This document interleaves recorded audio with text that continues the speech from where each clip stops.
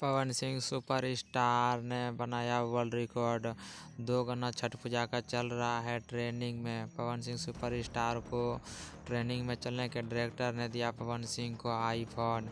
Pawan Singh superstar के आप सच्चे वाले फैन होंगे तो चैनल को दिल से चैनल को सब्सक्राइब एंड लाइक शेयर कर दीजिए। आपकी छठ माँ की कसम है।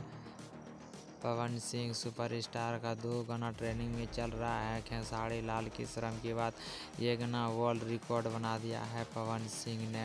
पवन सिंह सुपरस्टार कोई सा भी पर्व आता है तो उसमें गाना निकलता है पवन सिंह सुपरस्टार का गाना ट्रेंडिंग में चल रहा है। खेसारी लाल इस सब गाने में, छठ पूजा के गाने में खेसारी लाल रो रहा है।